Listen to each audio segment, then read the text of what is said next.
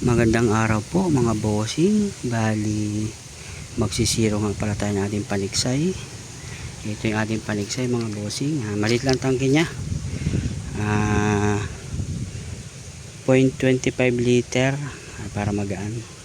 Yan, setup natin ang paniksay. Naka red dot, pumapalo ng 60 shots sa 4.5 PSI. Yun. Bali yun ang ating siruhan mga bossing.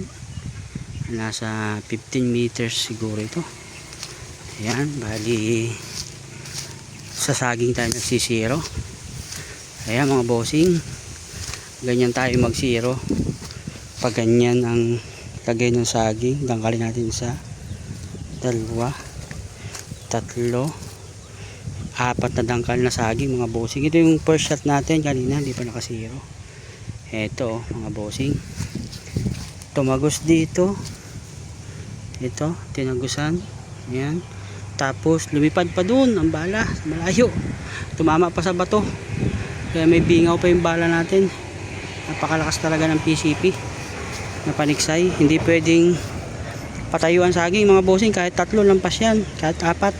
Kaya pag ganyan lagay natin ang saging. Ngayon zero natin mga bossing, test natin. Nawala kasi sa zero. Bali nagdagdag tayo ng power ng konti. Bali hindi naman nagdagdag, inayos lang natin yung valve para maganda ang release ng hangin. Ayan mga bossing, tukak pala yan. Patok natin mga boss.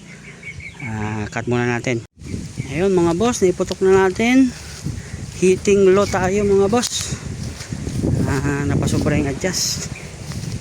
Ito yung tama, ito yung target. Saan kaya mabot ang bala natin? Nako, ito na naman. Napakalayo, ayun. Sira na naman ang bala natin. Ayun pa sa dulo mga boss. Hindi talaga kayanin ang saging. Ayun. Napakahaba. Sira na naman ang bala. Kailangan pa natin magdagdag ng backstop mga boss. Tara natin. Yun. Bali, nahigit na natin yun. Ayan, dito na siya. Ayun. Ayan, mag-focus. Ayun, tumama na naman sa bato ang ating bala.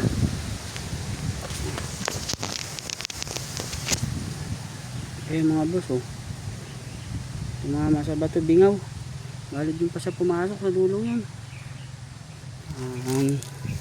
Hindi talaga kayanin ng saging kahit nakahiga na. Dagdag tayo ng backstop. Ayun, cut muna natin mga boss. Ayun mga bossing, dagdag tayo ng backstop. Siguro ito ng palapa para kahit papaano mabawasan yung ganyan. Layo pa kasi inaabot, doon pa sa dulo, tumatama pa sa bato yung ating bala. Ayan, ganyan kahaba yung saging mga bossing, talagang hindi niya kaya pigilan ng bala. Ayan, nag-adjust na tayo. Check natin kung zero na siya. Ayan mga bossing, cut ko muna. Test pero ulit. Ayun mga boss, at medyo okay na siguro kung patama natin. Ayun, medyo mataas ng konti pa, napasobra na naman ang ating adjust. Ayun, kanyang tinamaan. Lumabas, tumagos pa dun sa palapa. Delikado. Talaga yun natin, bakala yung tinakbo ng bala.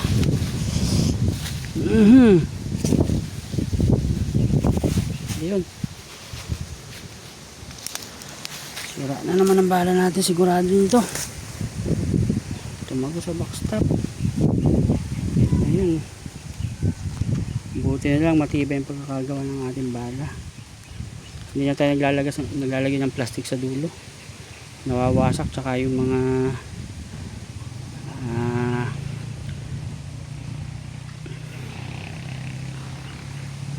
tawag dito, yung panghinang tingga nalagay dito, nasisira din yun. Ayun mga boss, isa pa, adjust ulit. Third shot mga bossing, parang okay na. Zero na yung ating ano. Ayun, ang kanyang patama. Ayun, medyo okay na yan. May hangin kasi kaya nagle-left right, pero okay na. Dumaplis na. Tingnan natin kung hanggang saan na maabot ang ating bala. Ayun, buti na lang napigilan. Kung hindi, talagang lalampas siya. Dinaanan niyo. Yun. Ako, magbunot nito, mahirap. Grabe. Pakahirap bunutin mga lodi. Ayan. Tigas kasi ito, palapa to. Hindi ko kaya. Yata ng plies. Hindi talaga kaya mga boss.